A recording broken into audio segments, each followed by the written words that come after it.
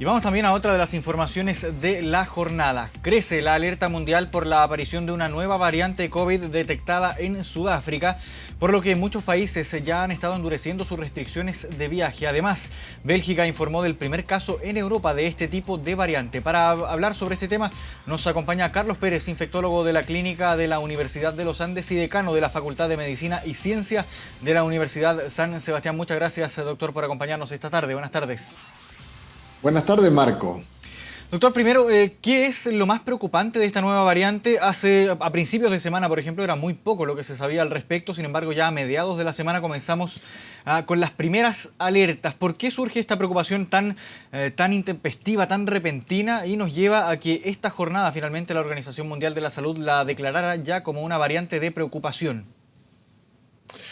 Bueno, como usted sabe, existe una vigilancia permanente de la aparición de nuevas variantes en el mundo y así es como se han ido detectando las que ya conocemos y que se denominan actualmente con letras del alfabeto griego: alfa, beta, gamma, delta, ¿no es cierto?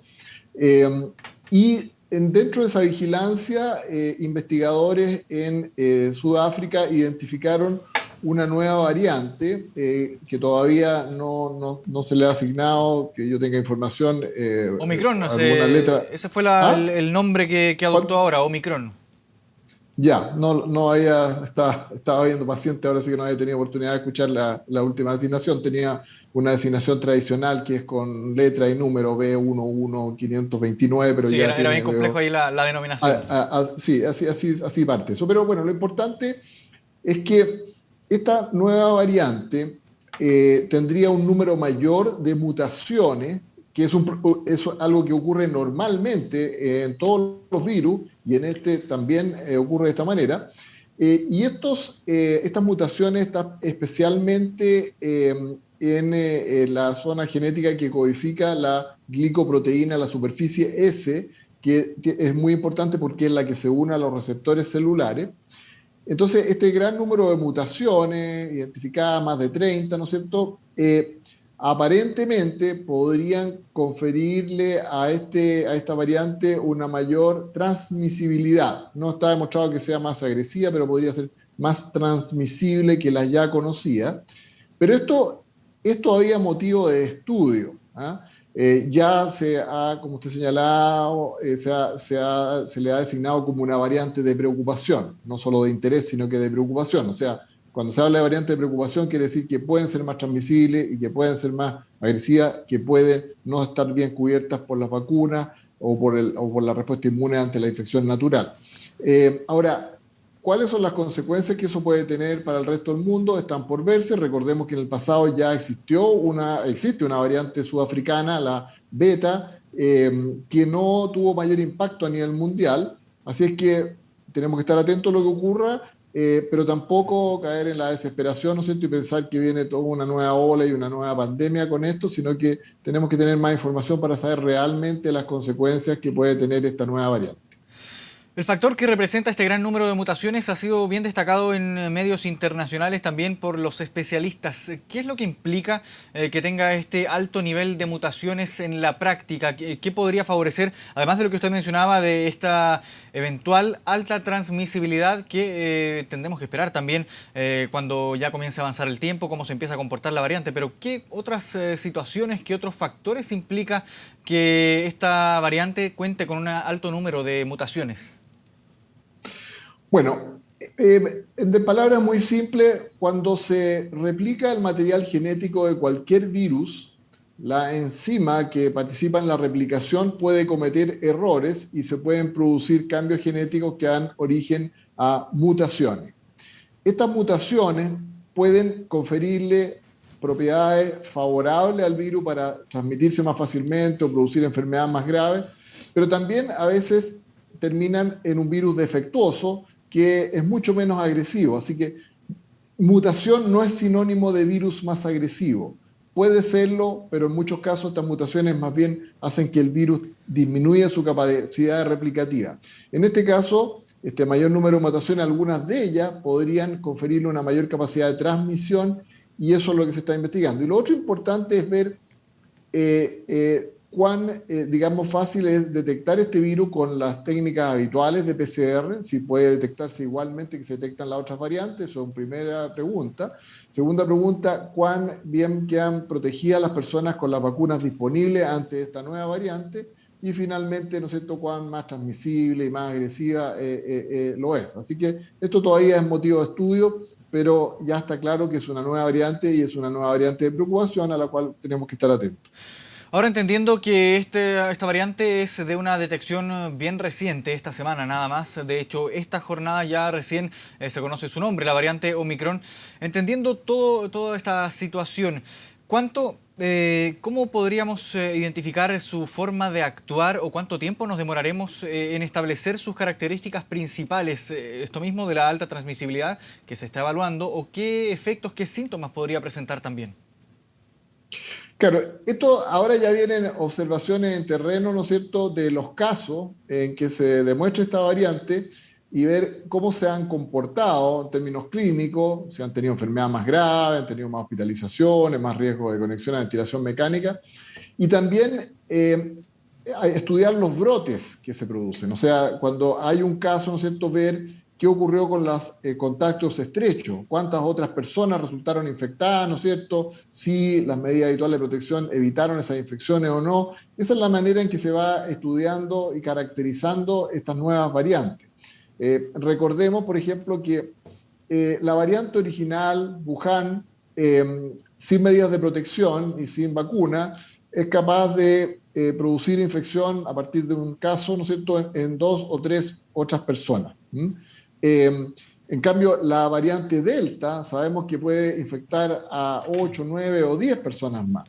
Veamos qué es lo que ocurre con esta nueva variante. A lo mejor es similar a Delta o a lo mejor tiene una capacidad mayor todavía de infectar a personas que son contactos estrechos. Eso, como le digo, es motivo de análisis y de estudio en este momento. Yo llamaría a la calma, decir que, en primer lugar, lo más probable es que las vacunas confieran algún grado de protección a esta nueva variante y, lo más importante, que siempre lo hemos dicho, las medidas de autocuidado ya establecidas, el uso de mascarilla, ¿no es cierto?, el aseo frecuente de manos, el evitar las aglomeraciones, todo lo que ya conocemos, disminuye el riesgo de adquirir cualquiera de las variantes, incluyendo las nuevas que han ido apareciendo.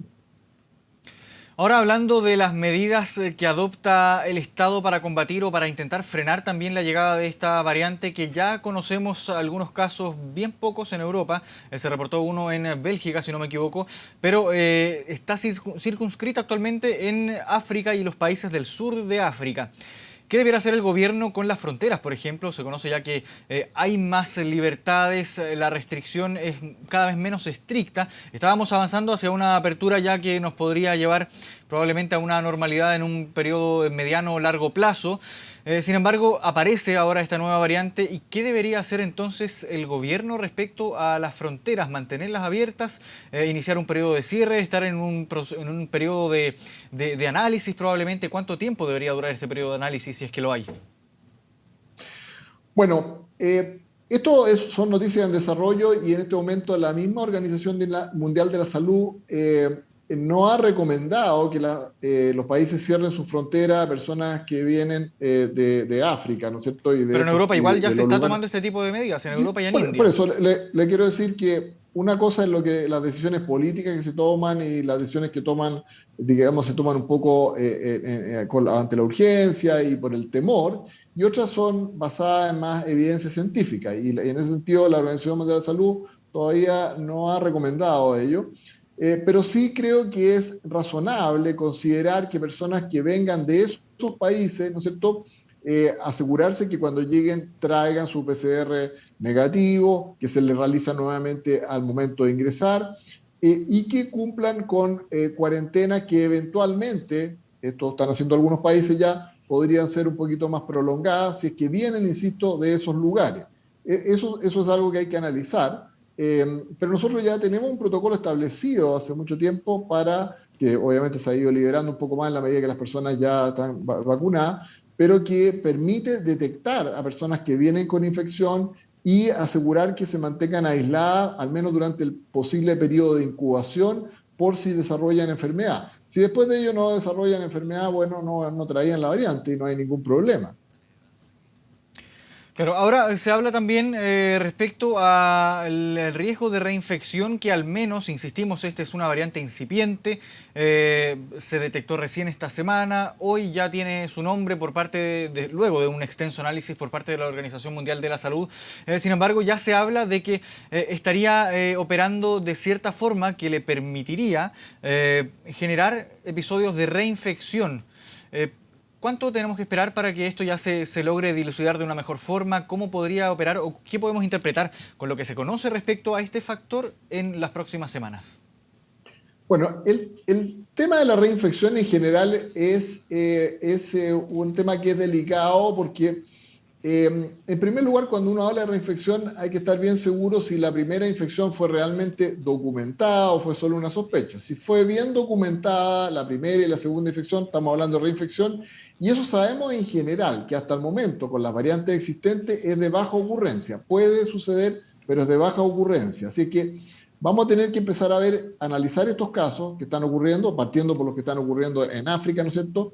Y estudiar si aquellos que tenían bien documentado una primera infección, cuántos de ellos están teniendo por esta nueva variante, y de tal manera de poder establecer la frecuencia de la reinfección. Pero quiero decir que en general, de todas las variantes que llegamos hasta el momento, y que ya son varias, ¿no es cierto?, la tasa de reinfección en general es baja. Ahora, respecto al comportamiento de esta variante con las personas que cuentan con su esquema de vacunación completo o que cuentan también con dosis de refuerzo, ¿qué es lo que podemos esperar, entendiendo, insisto, que esta es una variante recientemente descubierta? De eso no sabemos nada todavía, pero sí podemos decir o especular, ¿no es cierto?, o hacer una hipótesis de que las personas que han recibido vacunas, sobre todo vacunas heterólogas como ha ocurrido en nuestro país, por ejemplo, vacuna virus inactivado, Sinovac, CoronaVac, combinadas pues con una vacuna, por ejemplo, de tipo RNA, Pfizer o de adenovirus, como puede ser AstraZeneca, tienen una protección que es bastante amplia, porque abarca, ¿no es cierto?, diferentes componentes del virus, de tal manera que uno podría plantear que eventualmente eso podría conferir una protección más amplia, incluyendo a estas nuevas variantes. Pero insisto que esa información todavía no la tenemos con certeza, y por lo tanto las medidas de autocuidado complementarias a la vacunación siguen siendo muy importantes, y que nosotros hemos insistido reiteradamente que hay que mantener en nuestro país de manera invariable y no relajarse como ha ocurrido en otros países donde están teniendo brotes mucho más importantes que nosotros. Ahora, doctor, le quiero llevar a otro tema, a la contingencia de lo que está ocurriendo también en materia política. Esta jornada se conoció que la subsecretaria Paula Daza va a presentar un permiso sin goce de sueldo por un periodo de 3 semanas para participar de una campaña presidencial. A su juicio, ¿es prudente efectuar este tipo de maniobras, de medidas, de decisiones en medio de la pandemia, considerando que la subsecretaria, además de ella como persona, la subsecretaría de Salud Pública es un pilar fundamental en el combate de la pandemia? Es una pandemia que está en desarrollo, no hemos experimentado mayores salsas de casos, más allá de lo que venimos registrando hace algunos meses, pero de todas formas la pandemia está en curso. ¿Es prudente esta decisión? Bueno, esto es un comentario digamos, sale un poco del ámbito de lo clínico y lo científico, y toca con lo político. Esto, por supuesto, es una decisión completamente respetable de parte de la subsecretaria, a la cual le tengo gran aprecio, ¿no es cierto?, por sus características personales y por todo lo que ha hecho en el manejo de la pandemia y del Ministerio de Salud en general. Así que es una decisión respetable, ¿no es cierto?, y sobre la cual no voy a opinar.